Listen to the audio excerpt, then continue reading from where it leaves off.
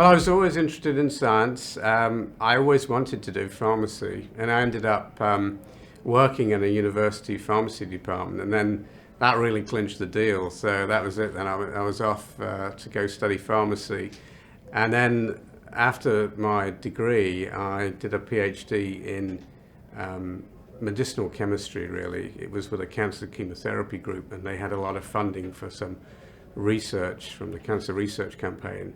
And that group, my supervisor, in fact, discovered temozolomide, which is a huge blockbuster drug for glioblastoma. And that interest, that involvement also with I had a sponsor, an industry sponsor for that PhD. And that got me really then thinking industry was the right place to go and further my scientific career. And that's what I did. And I've stayed in industry ever since. And I've had a very, very pleasant, inspiring, and rewarding career. So I've never really looked back from those early days.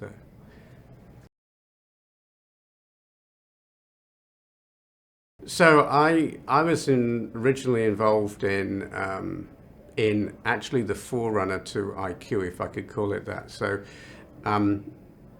In one of my earlier roles, I was involved in inhalation delivery, so aerosol delivery, and that was at a time when CFC propellants were being, really heavily criticized for the, environmental concerns associated with those materials. So an effort was initiated to try and identify alternative propellants and then replace CFCs in our inhalation products. So there was a group called IPEC and IPEC-RS that really was an industrial consortium that actually sought to try and rapidly advance the HFCs. And so that group, or the group that was then led by a law firm. It was all organized through a law firm in Washington. It sort of morphed into becoming IQ, the International Consortium for Innovation and Quality in Pharmaceutical Products, and that's a group that represents the pharma industry and biotech industry primarily, and seeks to advance science and technology and really provide its members with, augment its capabilities to bring sort of transformational solutions to both patients, regulators, and the business. So I was involved in IQ as a board member for my company, for Boehringer, and so I'd regularly be participating in those meetings anyway. And through the interest that I had and I developed with Nigel Langley from BASF on novel excipients, we brought that to IQ and also to IPEC. So that's how I got then engaged with IPEC.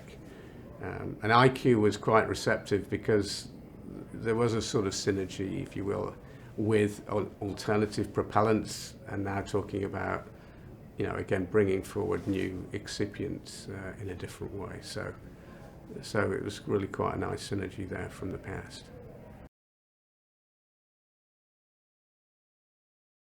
Well, so I say IPEC and IQ were really keen to support the effort, and it wasn't a given though that we would get support. These are two big organizations. We had to work together. We certainly knew this was quite a complex task and we needed to involve various groups. And, in the past, there'd been a history. I'd been involved in a pharmaceutical company when I was at Pfizer. They helped advance two excipients, so sulfabutyl ether, cyclodextrin, and helped a company underwrite HPMCAS for solid dispersions. Both of those things have been very successful, actually, for the industry.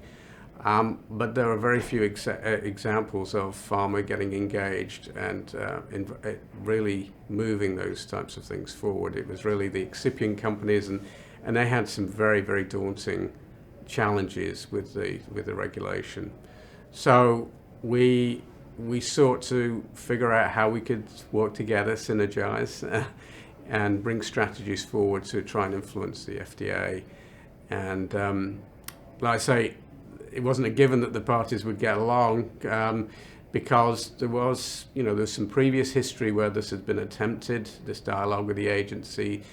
It had, IPEC had made incremental change, but it still left us with the existing practice for excipient acceptance, and that really didn't incentivize, innovation in excipients. But then pharma and FDA were also quite skeptical. It's not their core business, as it were, for either of them. And so, they were wondering, why do we get engaged? So we really had to look at how do we really project this need and this opportunity, because the benefits of excipients, like I say, if you look at just Captisol and HPMCAs, it's obvious there's a benefit. There's many products that have been enabled, and yet it's extremely difficult to get these things developed. So we needed to be like J.K. Rowling. We need to be able to tell a compelling story, have a compelling narrative to share with these communities, to say, well, to inspire them as to why we should do this. So there were, like I say, there was resistance. Pharma didn't want to take a new excipient into an NDA filing because it was seen as extra risk. But the only way you could get an excipient accepted was to have it as part of a filing, an approved product. So, lots of caveats.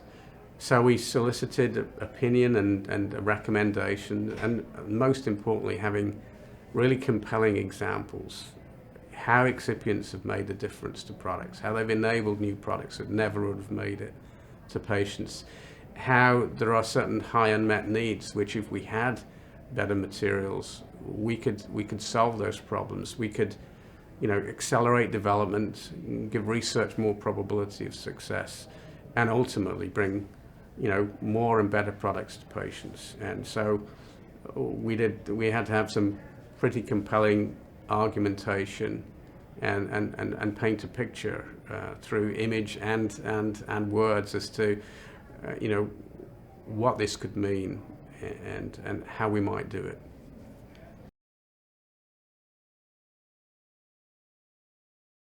Well, I think we had several interactions with the FDA. I think that's one of the learnings that we had. Really, we started off in a fairly, I'd say, non-specific and type of interaction. So we wrote a white paper and sent written communication, and it got us an audience to start with, but it really didn't get us terribly far. Through IPEC's involvement in the IID, the Inactive Ingredient Database, they've been working with Susan Zook from the FDA, and she was able to re-engage us with the agency and get us, a better audience, if you will. She could help, more champion the idea. It wasn't her area particularly, but she certainly helped facilitate those interactions. And we also were advised to, consider there's an initiative called the Critical Path Initiative, and we were asked to consider that, and we applied through that mechanism and got an audience with FDA. So I think those were pivotal discussions. We did a lot of communications, to get all our internal efforts aligned, and to increasingly to publicize what we were trying to do, our intentions and our hopes and dreams to fix this area. And through that's where I think I presented to an AAPS meeting, and after that presentation, Catherine Sheehan from USP came along and said, hey, we're very interested in this area too.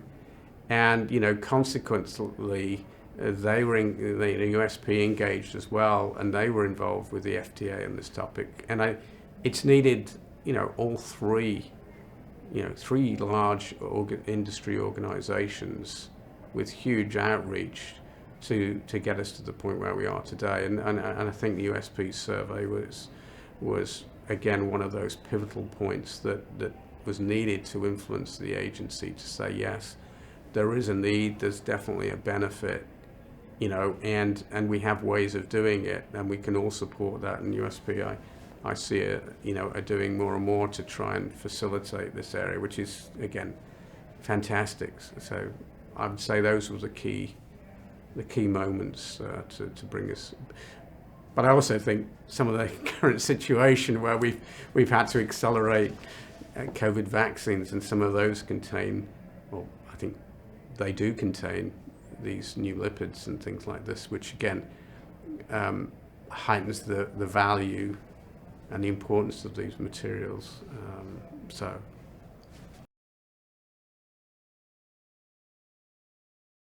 Yeah, I mean, I think we did learn a lot. I think we learned a lot about, what it takes. It's certainly, it's quite a large undertaking, this. And when we started, we were very hopeful that we could progress this. But there are things you learn along the way about the help that you need that probably was the first lesson. So we started off, and we really focused on this being primarily around about the formulation need, and then the excipient challenge to getting excipients accepted for use. But as we engaged more with the agency and we advanced the dialogue, if you will, it became clear there's an awful lot of non-clinical safety considerations that need to be part of the discussion. So that was a huge first step, is to really engage with the non-clinical safety community to get them excited about it, or at least understanding and appreciating it, and to bring their support to the discussion, because safety of these materials is paramount, and they're the experts. So those were some of the things I think we needed to do. I mentioned USP, bringing them in the end. That was, towards the end of our initial dialogue with the agency, that was also helpful. But the other things I think I learned, at least, was, this whole idea of needing a champion, sort of conduits for engagement. So we started off being a little bit, writing into the agency without anybody to receive our request. So we didn't have any champion, and having somebody like Susan, bring us into those discussions was helpful. The other thing is terminology is very important, and speaking the right language. You have to do that. We had a number of examples where meetings were derailed because of terms being used that were not really appreciated. So some folks used to talk about excipient approval. Now, excipients aren't approved by the FDA. So as soon as that terminology was used, the meeting would start. We'd have a digression, which could be quite negative, whilst we were informed that, that's not what happens. And so things like that, speaking the same language and it also comes down to the representation of what we needed in the discussion. We needed toxicologists to answer toxicologist questions. Otherwise, you've got a huge credibility gap. We did need to bring other people in. We're now really interested in use of novel excipients for all sorts of applications. We started off primarily focused on oral delivery, but increasingly we have to bring in biologics, which means parenterals. They're important for continuous manufacturing and additive manufacturing. So again, we needed I use this term from Jaws, we needed a bigger boat, we needed a bigger community to get engaged. Now, luckily we had that through IQ, but it's something with an effort like this, you need to know the scope of things and how they could grow and start to identify the communities you need to engage with. Lastly, I'd say the third thing is the culture.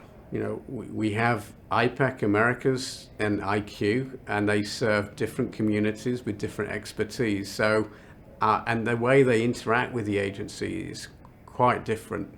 So we needed to spend quite a bit of time trying to get alignment at the high level as to how we would jointly engage on the novel excipients topic. And Nigel and I spent an awful lot of time actually doing presentations to the communities within IQ and IPEC, even into sub-teams of IQ, to various communities, so that they understood what we were trying to do, so we could build the stakeholder, the network of experience and collaboration that we needed to move this thing forward. So those, I think, were the key things that made a difference, and I would say would make a difference to any initiative like this, if you were to embark on one in the future.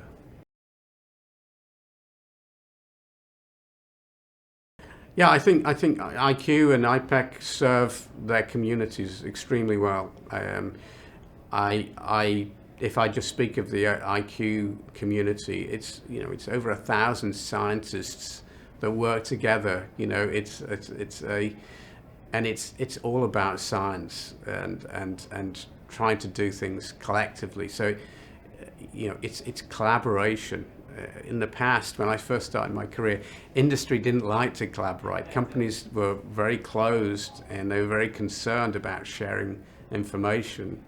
Nowadays, through communities like IQ, IPEC-Americas, businesses really can work together, and the power of these collective efforts is far greater than you could ever do on your own. And it accelerates development. I mean, sometimes, to bring the whole community along, it can take longer, but ultimately, I think you do gain time, and certainly if you want to influence in areas like the regulatory environment, it's essential that you have organizations like this to take these big topics and bring it forth and have everybody working on it, including agencies like the FDA and other agencies around the world. Yeah.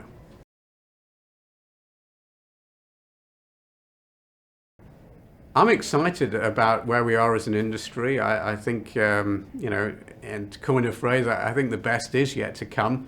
We've got enormous opportunity. We've seen profound, astonishing change in the last year, couple of years with bringing these vaccines for COVID through in, just phenomenal, accelerated timeframes, just extraordinary. So I would hope that we could learn from those things and again bring forth the next generation of therapies. And I really believe that novel excipients, modified excipients, novel excipients really are going to play an important part, an increasingly important part, because they have important functionality which adds to the performance of these new therapies. So I'm very excited about that. I'm very excited about where we are with the agency, and I really do hope that stimulates more investment in new materials, new delivery, new ways of advancing these therapies, which are increasingly complex. I mean, we've gone to some very sophisticated things where we're going to have to get compounds into cells and maybe into the nucleus. These are not trivial things. They're very difficult things to do, and we've been grappling with them for years. But I feel like we're much closer to achieving those things. And for me, what I hope is we have, precision type medicines. We're seeing it now where you can target specific, say, rare diseases and cure people of these diseases, and really debilitating, if not life-threatening conditions. So incredible progress has been made there. And just for the general medicine, again, the more precise we can be, the more specific about what we're giving to an individual, either in terms of a particular target that we're going after, or just a simple thing like the dosage, adjusting things like that, or adjusting based on, your metabolic profile versus mine. I might be able to metabolize something way better than you, so I might need to, have a bigger dose. You might need things like that, I think, are going to be, really helpful in the future. And I'm very excited about the whole industry still for the future. And I hope the public realize that too. And I hope that we can get these medicines again more broadly available across the world, not just the Western world here. I think that's an important consideration too for the future.